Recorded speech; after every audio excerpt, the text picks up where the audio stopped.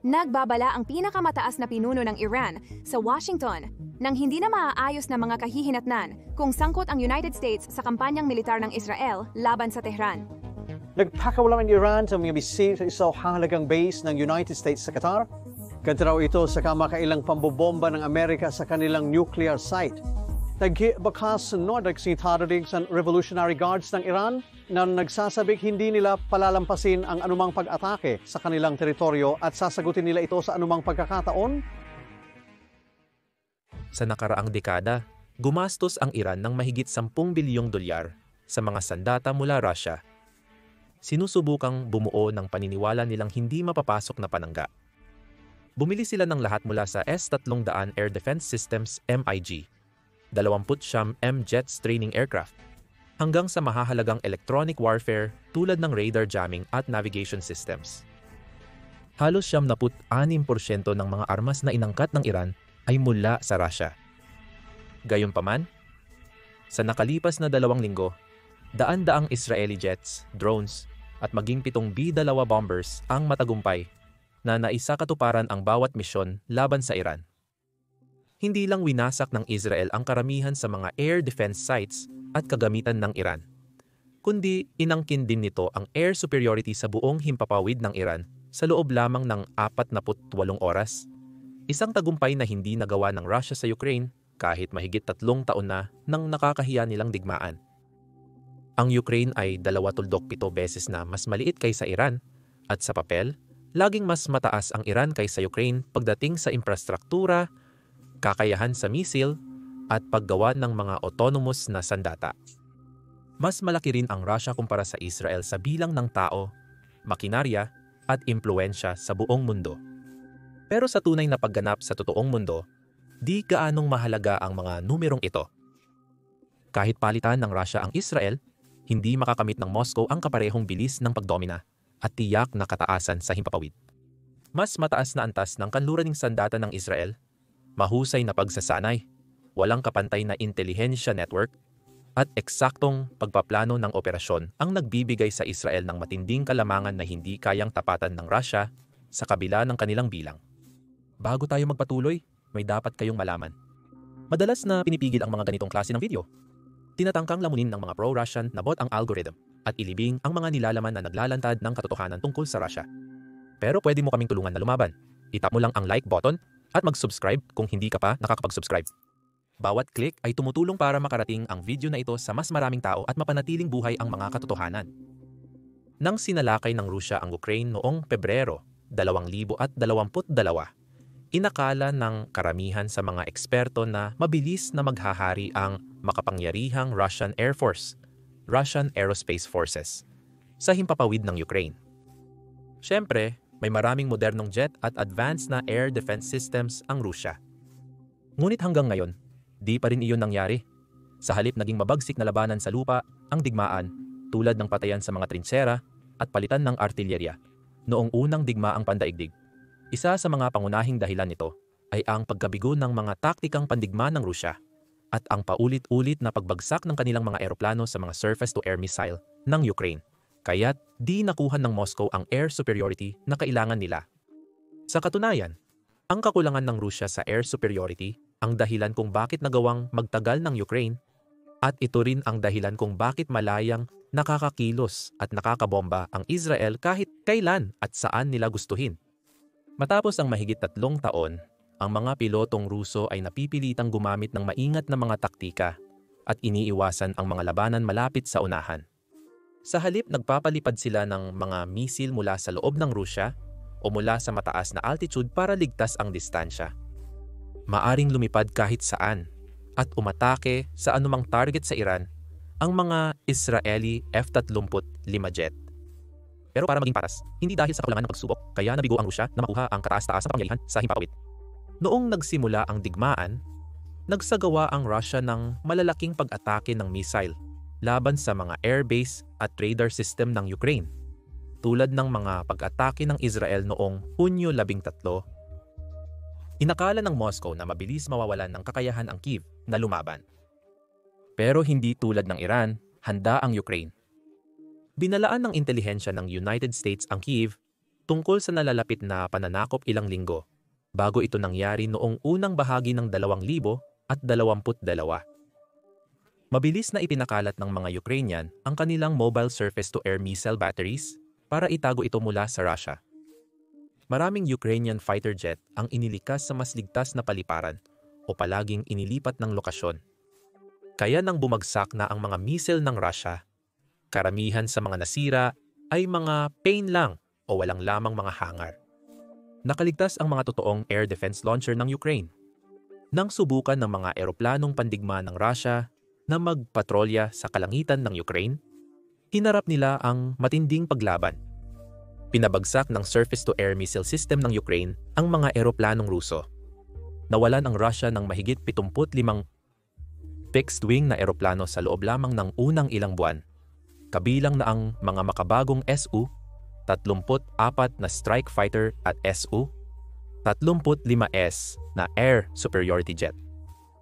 Ang mga piloto ng Ukraine, kahit na lumang MiG-29 at Su-27 ang kanilang ginagamit, ay nagawang pabagsakin din ang mga eroplanong Ruso. Dahil sa mga matinding pagkaluging ito, hindi kailanman na-neutralisa ng Russia ang depensa sa himpapawid ng Ukraine nang sapat para makuha ang ganap na kontrol sa himpapawid. Kalaunan, tulong ng mga kanluraning bansa, mas pinatibay ang depensa sa himpapawid ng Ukraine. Nakatanggap ang Kyiv ng mga makabagong sistema mula sa kanluran tulad ng Norwegian Advanced Surface-to-Air Missile System, Infrared Imaging System, Tail, Thrust, Vector-Controlled at Patriot Battery na nag-upgrade ng kanilang mga lumang kagamitan mula noong panahon ng Soviet. Naging mas mahirap ang trabaho ng Russia dahil mabilis na napatunayang epektibo ang mga bagong depensa sa himpapawid mula sa kanluran. Noong Mayo 2023, sinira ng isang Patriot battery na ibinigay ng United States ang ilang Russian Kinzhal hypersonic missiles sa himpapawid ng Kyiv na mga misil na dating ipinagmamalaki ng Moscow na halos imposibleng pigilan. Habang pinaplano ni Putin at ng kanyang mga general ang susunod na hakbang, napilitan ang kanilang mga puwersa na magdepensa laban sa mga pag-atake ng Ukraine mula sa himpapawid. Ang militar ng Ukraine ay nagsimulang gumamit ng mga long-range drone at recycled na misil para atatakihin ang mga airbase sa loob ng Russia, habang sila ay patuloy na nag-iimbento sa kalagitnaan ng digmaan. Noong Disyembre ng 2022, nakapasok ang mga drone ng Ukraine ng daan-daang kilometro sa loob ng teritoryo ng Russia at binomba ang 2 strategic bomber bases na nagdulot ng pinsala sa ilang Tu-75 at Tu-160 bomber na ginagamit ng Russia para magpakawala ng mga misil sa Ukraine. Noong Mayo 2023 mga drone ang umatake sa Moscow na nakatakas sa multi-layered air defenses ng Russia para tamaan ang mga gusali sa kabisera. Isa pang pag-atake ang umabot sa bubong ng Kremlin na naging malaking kahihiyan para sa rehimen ni Putin. Bagaman iginiit ng Russia na na-intercept nila ang karamihan sa mga drone, ipinakita ng insidente na may malalaking kahinaan pa rin ang air defenses nito matapos ang mga taon ng digmaan. Nalabanan ng Ukraine ang Russia sa sarili nitong teritoryo sa pamamagitan ng pagsasamantala sa mga kahinaan nito. Kahit may malaking air force at advanced na missile ang Russia, napigilan ito ng matatag na paglaban ng Ukraine, matalinong intel, at makabagong Western defense system. At gaya ng sinabi ko, ang sitwasyong ito ay kabaligtaran mismo ng nangyayari sa Iran. Paano nagtagumpay ang Israel sa loob lang ng ilang araw, habang ang Russia ay nanatiling naipit sa Ukraine makalipas ang ilang taon? Maaaring isipin ng ilan na tungkol lang ito sa F-35 jets, pero higit pa ron. Ang pagkakaiba ay nasa kombinasyon ng mas mataas na intelihensya ng kanluran, advanced na teknolohiya nito laban sa mga kalaban, at ang eksaktong pagsasama-sama ng mga puwersa at mas matalinong estratehikong desisyon na ginawa ng bawat panig. Sang-ayon ang mga eksperto na hindi dahil sa dami lang ang mabilis na pagdomina ng Israel sa himpapawid ng Iran. Ang Israeli Air Force ay mas maliit kaysa sa Russian Air Force. Dahil mahusay na ginamit ng Israel ang kanilang mga kalamangan sa pamamagitan ng mas mataas na estratehiya at pagpapatupad, ang unang mga pag-atake ay pinangunahan ng mga Israeli F-35, isa fighter jets na pinaka-advanced na combat aircrafts sa mundo. Orihinal na galing sa United States ang mga jet na ito. Pero dahil sa matinding pag-customize gamit ang advanced na elektronikong Israeli, dinisenyo ang mga ito para halos hindi matukoy ng radar. Mahina ang mga gawang Russia na radar ng Iran sa pagtukoy ng mga jet na ito. Nang bumagsak ang mga bomba, nahuli ang mga tauhan ng Iran na nakatingin sa maling direksyon. Ang pag-atake ng Israel ay katulad ng naganap sa unang bahagi ng Gulf War, noong 1991. Noong panahong iyon, ang Iraq ay may mga dekalidad na Soviet na armas tulad ng T-72, pangunahing tangke ng labanan MiG-20 Fighter Su, 25 attack jet Scud ballistic missile, at matatag na air defense system kabilang ang surface-to-air, 2 at surface-to-air, 6 missile launcher. Sa papel, mukhang nakakatakot ang mga ito. Nang umatake ang mga stealth aircraft ng United States, particular ang F-100 at 17 Nighthawk stealth bombers, hindi man lang namalayan ng mga radar station at air defense unit ng Iraq na nagsimula na ang opensiba. Ang mga Soviet-made na radar system ay hindi talaga makakadetect ng mga stealth aircraft. Napansin ng mga Iraqi operator na sira na ang mga kritikal na air defense, kaya naging bukas ang himpapawid ng Iraq para sa mga eroplano ng koalisyon. Itinuro ng Gulf War na ang teknolohiyang militar ng kanluran, lalo na ng Amerika, ang pinakamagaling at nananatili itong totoo hanggang ngayon.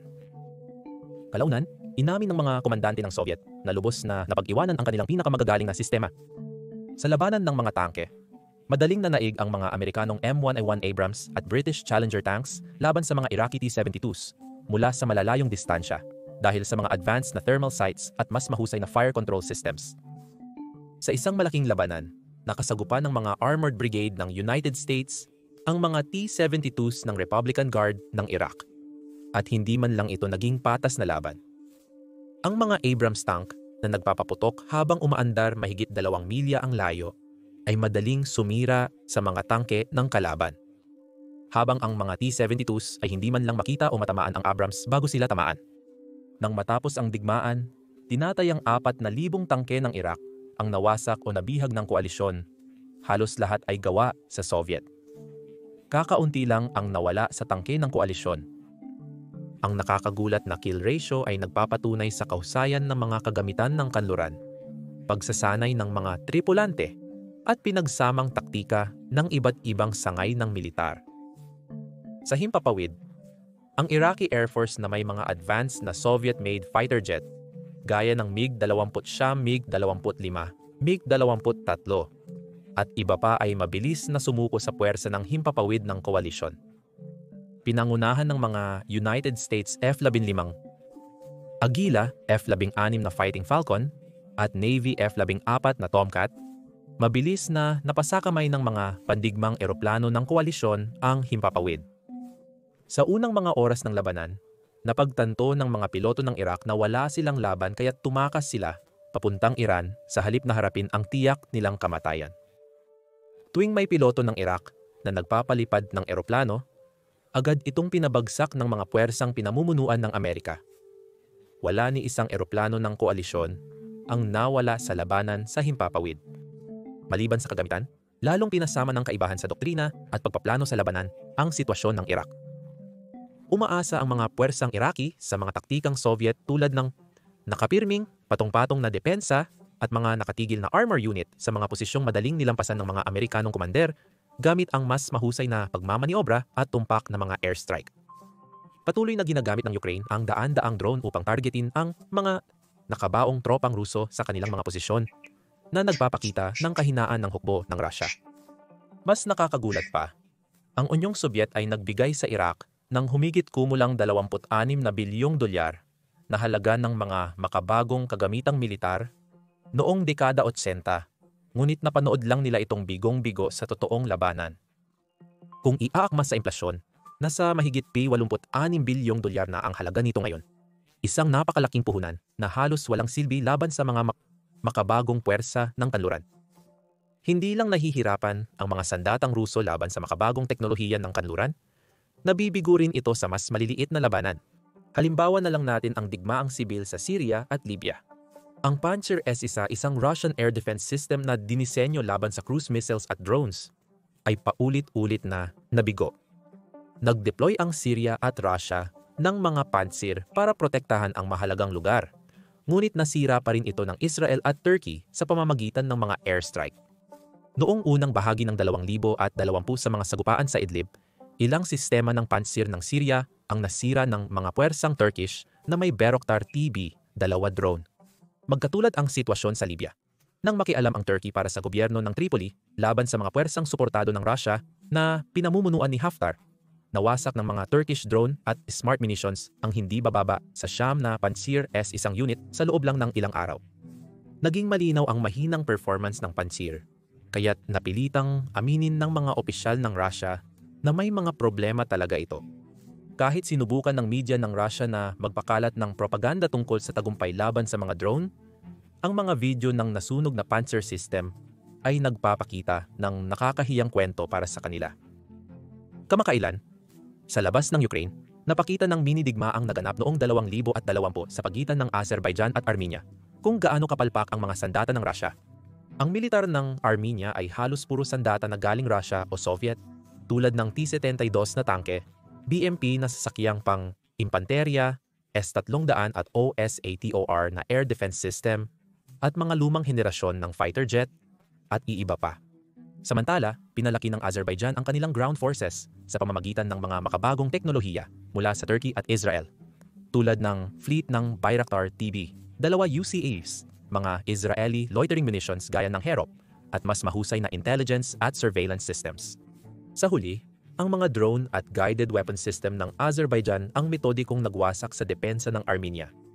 Ang mga tangke, artilerya, at advanced na Russian air defense units na siyang gulugod ng lakas militar ng Armenia ay madaling winasak mula sa itaas. Naglabas ang Azerbaijan ng maraming drone video na nagpapakita ng pagsira sa mga armor at artilerya ng Armenia. Ang masaklap pa rito, winasak din ng mga drone ang hindi bababa sa isang Armenian S-300 surface-to-air missile system. Ang kagamitan na naglalayong puksain ang mga banta sa himpapawid, pero hindi nakita ang maliliit na drone na umaatake at pabagsakin ang mga ito.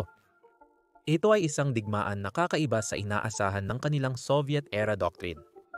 Sa huli, ang katotohanan tungkol sa mga sandatang Ruso sa digmaan sa Ukraine ay naging mas malinaw at masakit. Halos araw-araw sa nakalipas na 3 taon, napahiya ang Rusya sa sarili nito.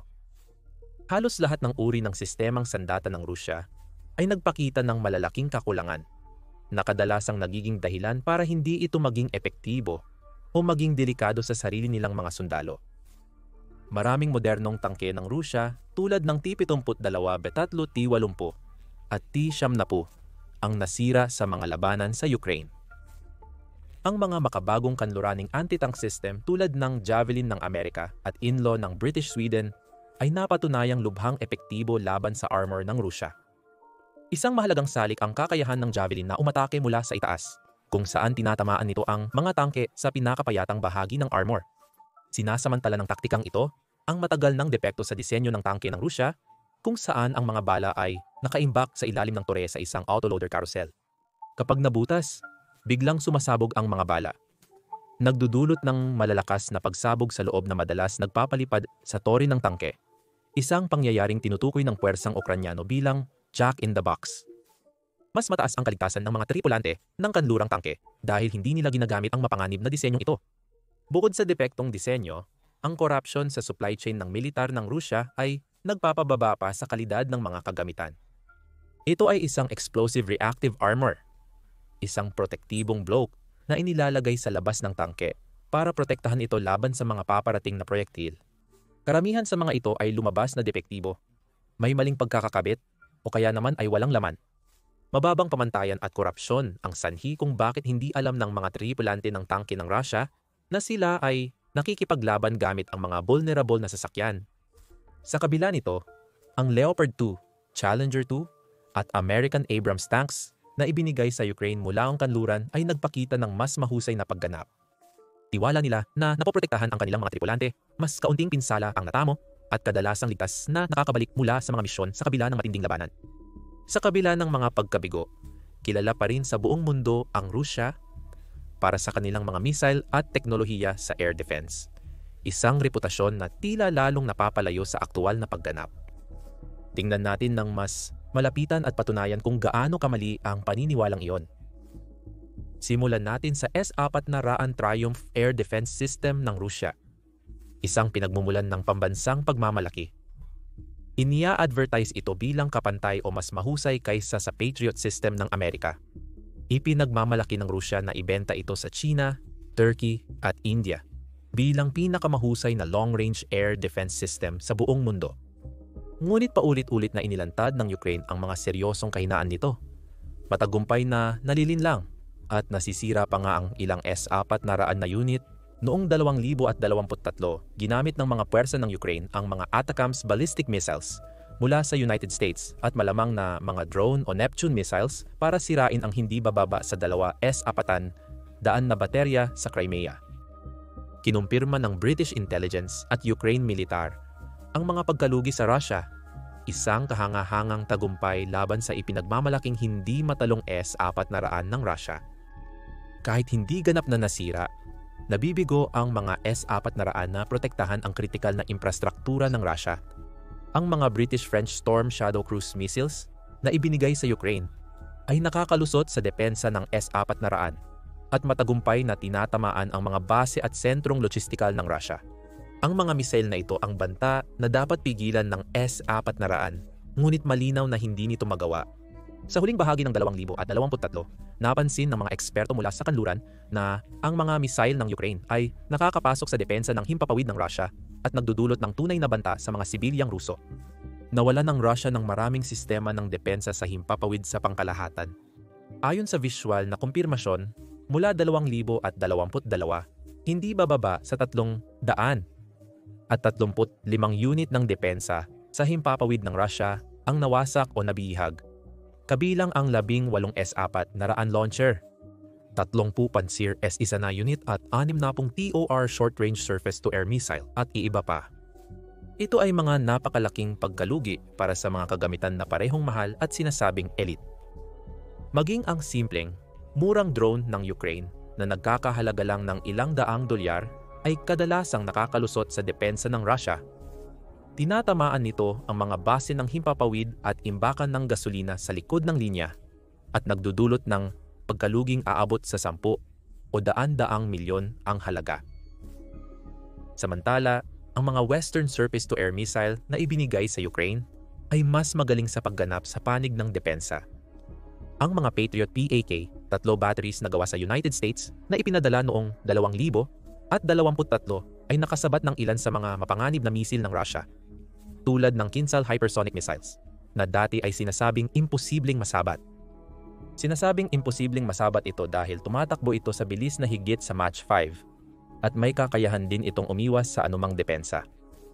Ayon sa Air Force ng Ukraine at kinumpirma ng mga opisyal ng United States, bawat isa sa mahigit 20 Kinzhal missile na pinaputok sa Kiev mula Mayo 2023 ay matagumpay na nasabat ng mga depensa ng Patriot. Sapat na ito para ipakita ang totoong agwat sa pahayag at aktwal na pagganap ng Russia sa labanan. Ito ay isang sinasabing hindi mapipigilang Russian missile na na-neutralize ng teknolohiyang kanluranin mula dekada 80. Ang ibang sistemang galing sa kanluran tulad ng Norwegian Advanced Surface-to-Air Missile System at Infrared Imaging System, TAIL, Thrust Vector Controlled, ay epektibo rin sa pagsabat ng mga Russian cruise missile at drone. Kadalasang may mas mataas na interception rate kaysa sa sariling air defense ng Russia. Sa madaling sabi, ang tunay na bisa sa aktwal na labanan ay mas malakas kaysa anumang salita. Ang mga kakayahan ng Ukraine ay umaabot din sa mga eroplanong pandigma ng Russia na hindi na halos makita dahil sa takot nila sa air defense ng Ukraine. Nakakatawa, karamihan sa surface-to-air missile system ng Ukraine ay mga lumang modelo mula sa panahon ng Soviet gaya ng S-305 at Buk. Ngunit tumaas ang bisa nito dahil sa pagsasama ng intelihensiya mula sa kanluran, suporta sa radar, at makabagong koordinasyon sa taktika. Madali sanang malalampasan ng Russia ang lahat ng mga problemang ito kung maayos lang nilang pinagtutuunan ng pansin ng isang bagay, ang koordinasyon sa pagitan ng sarili nilang mga puwersa. Kung ang mga puwersang Ruso sa himpapawid, dagat, at lupa ay sama-samang kumilos mula pa sa simula, malamang na mabilis na bumagsak ang Ukraine sa loob lang ng ilang linggo, ayon sa inakala ni Putin. Sa halip, ang mga sangay ng militar ng Russia ay paulit-ulit na kumilos ng kanya-kanya. na may kaunting koordinasyon at mahinang komunikasyon. Ang Air Force ay madalas kumikilos ng walang malinaw na araw-araw na utos at pangmatagalang estratehiya. Ang kalituhan at pagkaantala ang nagbigay daan sa mga Ukrainian sabotage teams at mga misyon ng paglusot na magtagumpay ng paulit-ulit. Nang dumating ang mga utos mula sa mga komandante ng Russia, nabago ang mga sitwasyon sa labanan, kaya't naiwan ang mga pwersa nito sa isang paulit-ulit na reaktibong siklo. Dahil sa eksaktong intelihensya mula sa mga bansang kanluranin, nagawang mabilis na ilipat at itago ng Ukraine ang mga mahalagang kagamitan bago ang unang pag-atake ng Russia. Sa pamamagitan ng paglipat ng mga depensa sa himpapawid sa mga estratehikong lokasyon at paghahanda ng maaga, nagkaroon ang Ukraine ng malaking kalamangan na nagpaangat sa kanilang tsansa. Mula noon, umasa ang Ukraine sa mas mataas na antas ng intelihensya, mabilis na desisyon sa labanan, at matibay na suporta sa lohistika, mga salik na nagpapahintulot sa kanilang puwersa na mauna sa Russia. Ang pinakamahusay na mga fighter jet ng Russia, gaya ng Su-34 at Su-35 ay lumayo sa mga unahan ng labanan dahil sa kombinasyon ng intelihensiya at mga makabagong sistema. Habang ang mga pandigmang eroplano ng kanluran, tulad ng F-35 stealth fighter na ginagamit ng United States at Israel, ay paulit-ulit na lumilipad sa mahigpit na depensa ng Syria at Iran nang walang nalulugi, at madalas nagbibigay ng matinding kalamangan na nakakapagpabago sa takbo ng digmaan, gaya ng ipinakita kamakailan sa Iran. Walang kaparehong antas ng kakayahan sa operasyon ang Russia. Ang Su-57 nitong stealth fighter na labis na pinuri ay kakaunti lang ang bilang at hindi pa kailanman nasubukan ng seryoso sa labanan. Kahit ang mga mas lumang Western fighter jets tulad ng F-16 ay patuloy na na-upgrade sa avionics, radar, at mga sistema ng armas, kaya nananatili silang napaka-epektibo. Kumpara sa mga modernong fighter ng Russia tulad ng Su-30 SM at Su-35 na umaasa pa rin sa mga lumang henerasyon ng radar at di gaanong sopistikadong misail. Palaging nahuhuli sila sa pamantayan ng kanluran.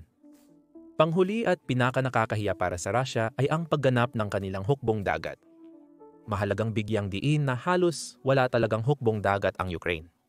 Samantala, pumasok ang Russia sa labanan na may malakas na puwersa ng hukbong dagat, ang Black Sea Fleet, na may lakas bago ang digmaan na 74 na barko, kabilang ang mga frigate, corvette, landing vessel, isang guided missile cruiser, at 6 na submarino.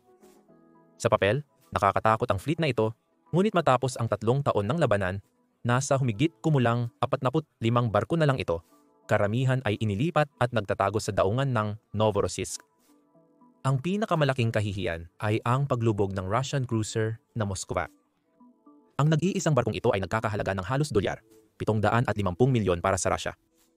Nagawang palubugin ng Ukraine ito gamit lamang ang 2 sariling Neptune R-300 at 60 misail na nagkakahalaga lamang ng $1-2 milyon. Iyan ay isang kamanghamanghang balik ng puhunan. Kahit si Warren Buffett ay maaaring mamangha. Noong panahon ng pag-atake, ang Moskva ay nasa humigit kumulang 100 kilometro mula sa baybayin ng Odessa. Marahil ay nakakaramdam ng kaligtasan dahil sa mga di-umano'y makabagong anti-air at missile defense systems nito. Tinulungan ng mga satellite ng NATO at mga airborne surveillance assets, sinubaybayan ng intelihensya ng Ukranya ang galaw ng cruiser. 2 Neptune missile na inilunsad mula sa mga truck malapit sa Odessa ang lumipad ng sobrang baba, halos yakap ang mga alon at hindi nakita ng Russian radar hanggang sa mga huling sandali. Nang sa wakas ay na-detect ng lumang radar system ng Moskva ang mga paparating na banta, huli na ang lahat. Hindi nila na-activate ang kanilang depensa sa oras. Tumama ang 2 missile sa barko. Nagpasabog ng mga imbakan ng bala at gasolina.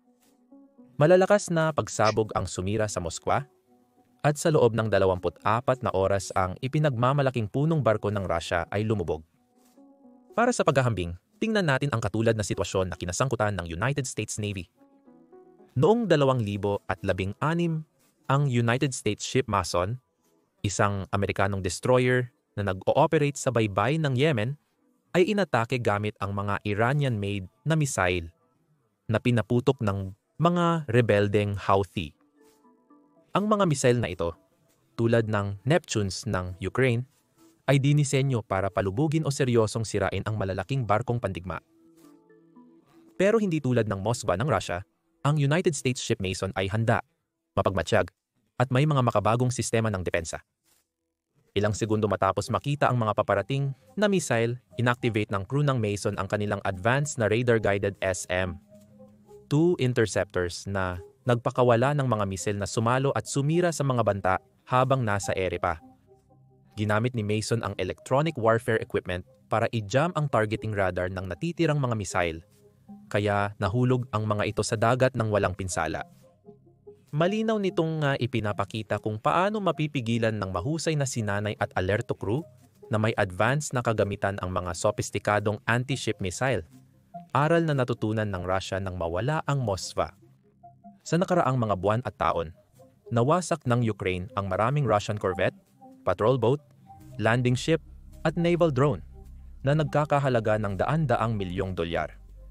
Tinatayang lumampas sa 2 bilyong dolyar ang kabuuang pagkalugi ng Russia sa hukbong dagat. Kahit sa panahon ng kapayapaan, aabutin ng 30 sa taon o higit pa para maibalik ng Russia ang lakas ng kanilang hukbong dagat sa antas bago ang digmaan. Lalong pinapalala ang sitwasyon ng Russia ng Montreux Convention ng 1900 at 36 na siyang nagreregula ng pagdaan ng mga barkong pandigma sa Bosphorus at Dardanelles Straits ng Turkey. Ayon sa kasunduan, kapag may digmaan at neutral ang Turkey, bawal dumaan sa mga kipot papuntang Black Sea ang mga barkong pandigma ng mga bansang nakikidigma, maliban kung babalik sa sariling base. Ang labanan sa pagitan ng Russia at Ukraine ay kinilala ng mga opisyal bilang digmaan noong huling bahagi ng Pebrero 2022 at agad na ipinatupad ang Artikulo 11 ng konbensyon.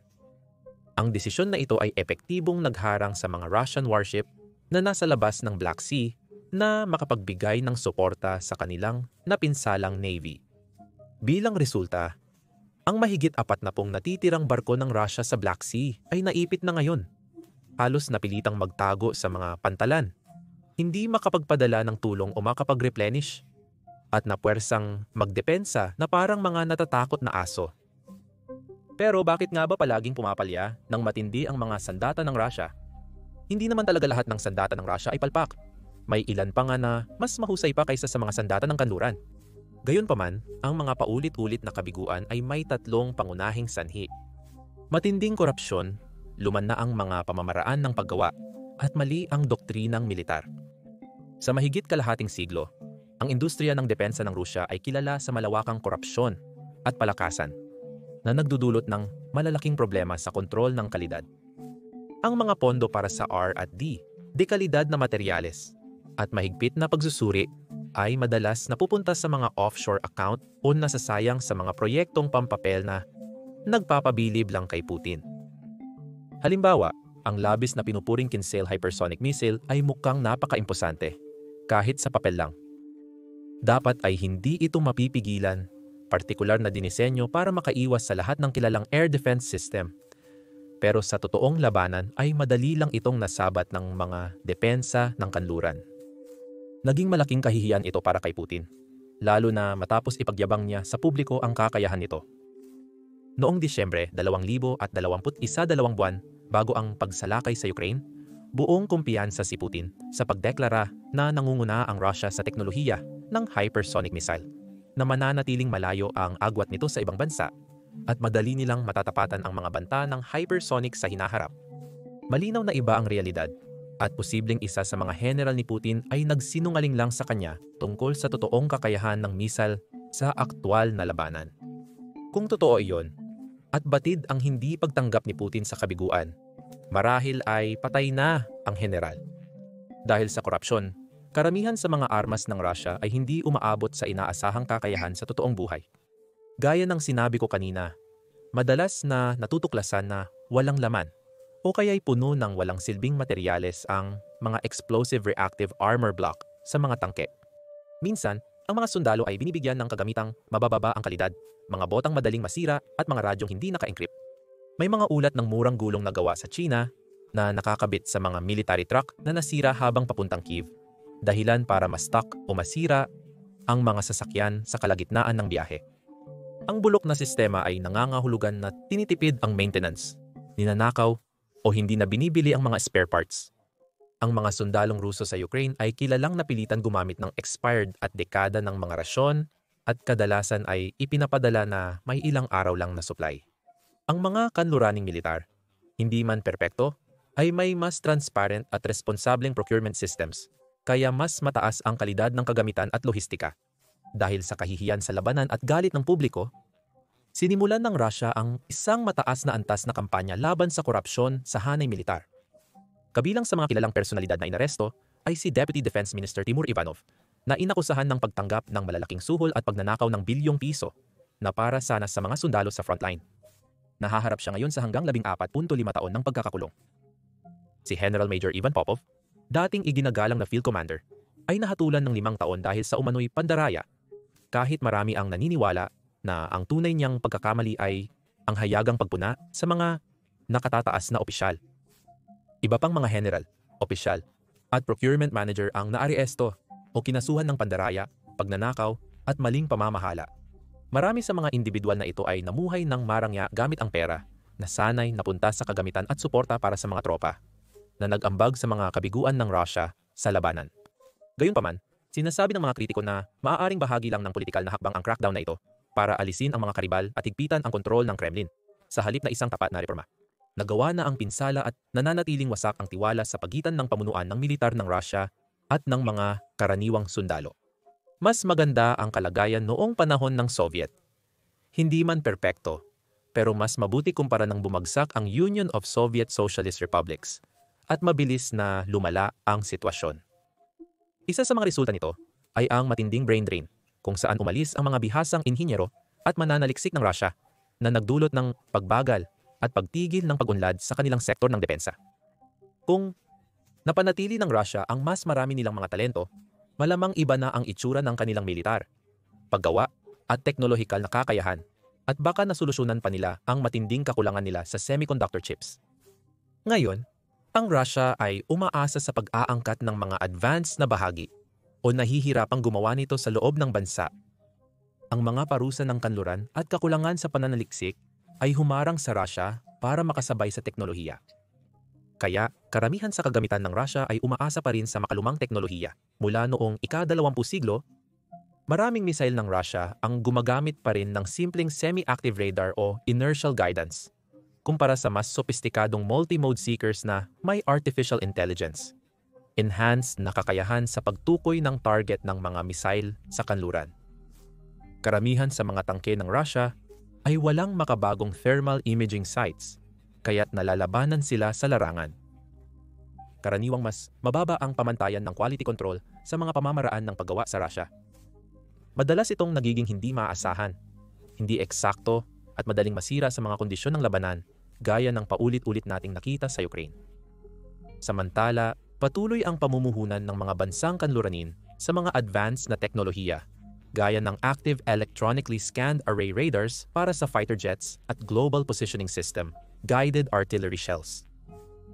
Kahit ang mga lumang plataporma ng kanluran ay regular na nag-a-upgrade para manatiling kompetitibo, ang mga bagong sistema ng Rusya, tulad ng Su-57 na stealth fighter o tangke ng armata, ay ginagawa lamang sa napakakaunting bilang, at kahit ang mga makabagong platapormang ito ay madalas na may mga subsystem na hindi talaga pinakamakabago dahil sa mga limitasyon sa teknolohiya at paggawa.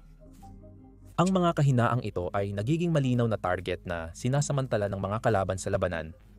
Sa huli, ang lumang disenyo ng militar at sandata ng Rusya ay konektado sa kanilang planong paggamit nito, ang kanilang doktrina. Sa nakaraan, bumuo ang Rusya at ang dating Unyong Sobyet ng doktrina na nakasentro sa pagdurog ng kalaban gamit ang dambuhalang puwersa, matinding apoy at mahigpit na utos mula sa namumuno. Karamihan sa mga sandata ng Rusya ay ginawa para maging sapat sa maramihang paggamit, hindi para maging pinakamahusay bawat isa.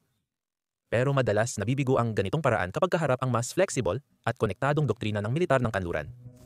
Ang mga sistema ng depensa sa himpapawid ng Rusya ay umaasa ng labis sa sentralisadong estruktura ng pamumuno. Kapag naistorbo o na-jam ang mga network ng command at control, bumababa ang bisa ng sistema. Samantala, ang mga depensa sa himpapawid ng Rusya ay may desentralisado at autonomong mga radar na konektado sa mga redundant na patong-patong na network. Ang pagkawala ng isang command center ay hindi nangangahulugang mawawala ang buong kakayahan. Inaasahang lalaban ang mga taktika ng nakabaluting puwersa ng Rusya sa isang karaniwang bukas na labanan sa Europa. Pero sa Ukraine, nakaharap nila ang mga desentralisadong grupo na may mga sandatang mataas ang katumpakan, isang bagay na hindi nila inasahan o naangkopan ng epektibo. Dagdag pa rito, malaki ang pagkakaiba ng pamantayan ng Rusya sa pagsasanay ng mga operator at maintenance crew ng militar kumpara sa kanluran. Dahil sa sistematikong korupsyon, kulang na pagsasanay at kahandaan, karaniwang pinipeke ang mga ulat. Sa papel, mukhang mahusay ang pagsasanay at kakayahan ng mga piloto at crew ng tangke ng Rusya. Ngunit sa totoo lang, marami sa kanila ang salat sa makabuluhang karanasan. Ipinapakita ng kanluran ang halaga ng makatotohanang pagsasanay, tulad ng Red Flag Drills ng United States Air Force o multinasyonal na ehersisyo ng tangke ng NATO na kapakipakinabang sa tunay na labanan. Sa Ukraine, paulit-ulit na gumagawa ng mga batayang pagkakamaling taktikal ang mga unit ng Russia, tulad ng mga convoy na gumagalaw sa kalsada nang walang suporta mula sa himpapawid, mga sasakyang nagsisiksikan kaya nagiging madaling target, at mga unit ng artilyerya na nananatili sa iisang posisyon, kaya vulnerable sa ganting putok.